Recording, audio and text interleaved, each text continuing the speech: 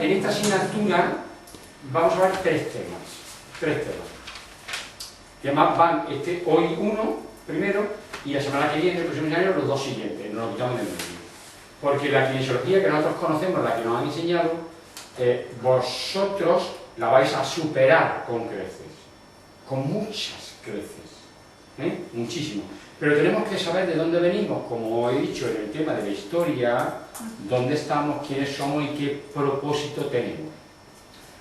En la kinesiología, los conceptos que siempre nos han enseñado, por supuesto, el doctor Gojea, ¿no era? Que este hombre, que en un determinado momento, él descubrió que se aportaban determinados usos musculares en determinadas manipulaciones que él hacía, ¿no? El hombre la llamó la kinesiología aplicada, se llamó en su momento. Luego veremos que él hizo una cosa que es lo mismo que hizo el otro. Ya lo veremos eso. Ya lo veremos, eso mismo. Bien. Pero es el iniciador de esto. No sé quién se lo dijo, ni quién se lo dijo, ni lo soñó, si lo vio, lo descubrió, lo que sé, pero por supuesto es la base de nuestro trabajo. La kinesiología aplicada, palabra que significa ciencia del movimiento. Nosotros hacemos cinesiterapia, que es terapia del movimiento, sea activo, sea pasivo, sea resistido. La kinesiología utiliza el test muscular cualitativo y el lenguaje corporal como referencias para mejorar. Esto no es mío, yo estoy hablando de lo que hay. Luego hablaremos de lo mío. Mejorar, integrar y relacionar aspectos físicos, nutricionales, emocionales, mentales y energéticos de la persona. La kinesiología. Ahí vemos un test de kinesiología hecho con las manos, y se define como la ciencia o disciplina que utiliza la forma organizada, los mecanismos de facilitación e inhibición funcional, principalmente en el test muscular cualitativo, para evaluar la afectación de estrés de la persona. Estas son definiciones de kinesiología, actualizando sus mecanismos de adaptación. Ahí vemos el test que nosotros hacemos. Hemos visto un test con las manos. La kinesiología, cuando yo hice kinesiología hace ya unos cuantos años, yo lo hacía con las manos. Cuando nos hemos aprendido a través de la técnica del par a hacerlo con las piernas, personalmente opino que es mucho mejor esto. Pero no quiere decir que haya que hacerlo obligatoriamente con las piernas. Bueno, de forma integrada considera la estructura del organismo, la fisiología, la nutrición, los aspectos cognitivos, afectivos y sociales, así como la energía vital del ser humano. Otra vez aparece la palabra vital, vitalidad, ¿no? Secundariamente puede evaluar las respuestas somáticas e intervenciones o sustancias, facilitando una información, solo información, complementaria para lograr la idoneidad de la intervención o de la recomendación. Nosotros a la persona la evaluamos, intervenimos con la kinesiología y le recomendamos, hacemos el test, ponemos esto, ponemos aquello, esto te viene bien, esto te viene mal, no te pongas el jersey rojo que no vas a ligar nada, ponte el azul, ponte unos zapatos de otra clase y tal. ¿Vale? ¿Vale? Muy bien. La kinesiología no trata ni diagnostica enfermedades clasificadas. O sea, no trata artrosis, no trata la artritis, no trata una espondilitis, como vemos en esa radiografía. La kinesiología se preocupa de los desequilibrios de la energía del cuerpo. Energía, vitalidad. Debido a todo eso, la kinesiología está estrechamente ligada al concepto de flujo de la energía de la acupuntura. Muy relacionado. ¿Vale? Pero no trata enfermedades. Para nosotros no hay enfermedades como tal. Cuando hablamos de enfermedades clasificadas como tal. Bueno, pues vamos a ver ya el concepto de lo que la kinesiología se llama o se clasifica como respuesta muscular inteligente. El ARN, ¿no? Respuesta. ¿Por qué el cuerpo contesta?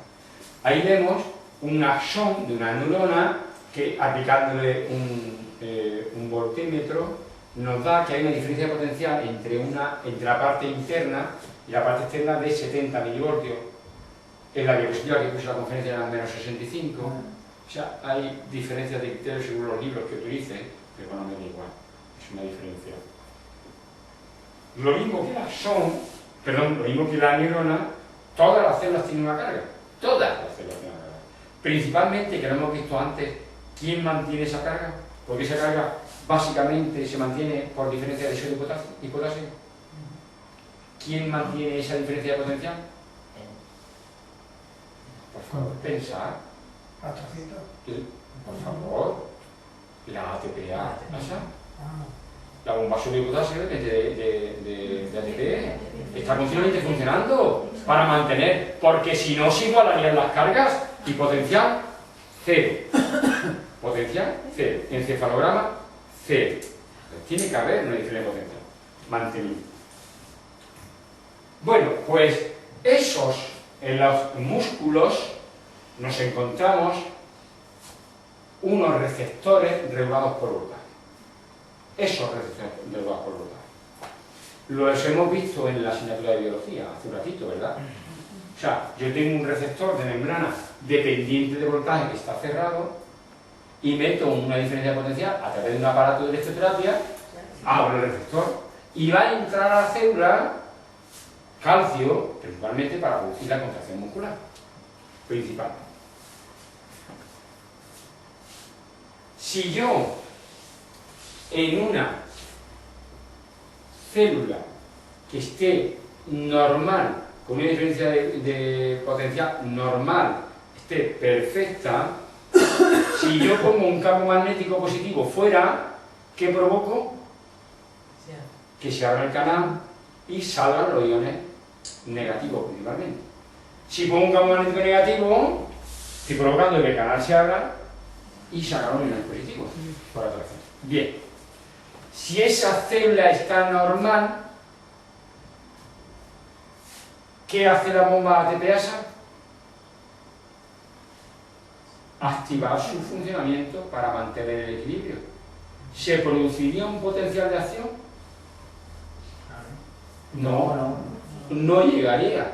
Tú cuando pones una electroterapia en un músculo, va subiendo, no pasa nada, pero hay corriente, pero no provoca contracción muscular, hasta que llega un momento que ya esto es incapaz de mantener la carga, el nivel de potencial, y se produce ya el disparo de la célula. Luego viene una parte silente para recargarse, pero tú con 2 miliamperios que están dando en el músculo no provocas contracción muscular. Porque hay un equilibrio, no abre los suficientes canales. No los abren los suficientes canales. Entonces, ¿con cuánto miliamperios tendría que para un músculo? Sí. Depende Depende del tipo de corriente. Sí. Normalmente en la triangular, que es la que yo utilizo mucho para el sistema nervioso, un ciático se despolariza aproximadamente con 11 miliamperios aproximadamente, 10, 11. Un crural con 16. Si tiene que estar patológico ya, Sí. 16 ya tiene que estar patológico, 16. Yo estimulo desde la médula, desde arriba, en ciático, 11, 12 miliamperios, ya estoy estimulando, ya estoy probando despolarización neurológica, Bueno, pero bien. y con el campo magnético entonces dependerá de los agujeros de imán. Efectivamente, por agua imán, pero para provocar una contracción o una despolarización cerebral, digo contracción, vamos a irnos a hablar de potencial de acción. Tiene que haber una abertura de canales suficientes para que estos mecanismos de compensación no puedan compensar y la célula dispare. Por ejemplo, en la estimulación transcraneal, con un campo magnético, en un hemisferio, hay un campo magnético tan fuerte que despolarizo todo el cuerpo y se mueve la mano y se mueve el brazo, el pie. Además, es fuerte y provoca un potencial de acción, lo mismo que con el electroterapia. O sea, que yo pongo un campo magnético, aquello se abre porque estoy provocando una diferencia potencial, pero como es tan pequeñito, esto compensa, yo pongo imán y ahí no pasa nada. No hay respuesta muscular inteligente. Pero ¿qué pasa si esa célula, en esa célula está buena? O sea, yo pongo mi campo magnético y no responde. No hay acotamiento muscular. Y ya tengo igualamos las piernas, ponemos un campo magnético de una prueba de otra y ahí no pasa absolutamente nada. Pero ¿qué ocurre si pensamos en un momento determinado que hay un déficit de ATP o una alteración de la bomba ATP-ASA y la ATP-ASA no funciona? No funciona. Y yo pongo un campo magnético positivo o negativo en el hígado. ¿Qué es lo que pasa? Automáticamente hay una pérdida de iones. ¿Qué le pasa a la ATP-ASA? Que no puede compensar. ¿Qué hace el sistema nervioso central? Provocar un estímulo de cierre en la musculatura lisa y lo que quiere es cerrar esos canales de forma mecánica. Ya tengo la respuesta muscular inteligente. En esa zona donde yo he puesto el campo magnético. Bien. Estamos hablando continuamente de despolarización, pero podría haber una repolarización. Efectivamente. Entonces, por eso cuando tengamos que revisar, lo vamos a revisar hoy, tenemos que revisar con un campo magnético positivo y un campo magnético negativo. Porque yo puedo poner el campo magnético negativo en mi hemisferio izquierdo, no pasa nada, y le doy la vuelta y hablo. Porque hay respuesta sobre ese campo. Pues hay una repolarización. Una célula que esté a menos 65,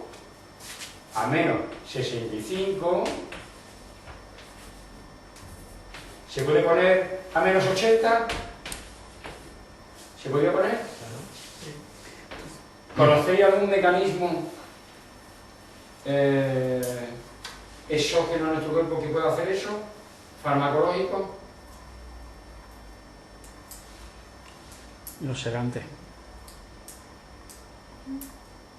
Cualquier anestésico, paracetamol. Paracetamol actúa. ¿Sobre qué actúa el paracetamol en la membrana citoplasmática?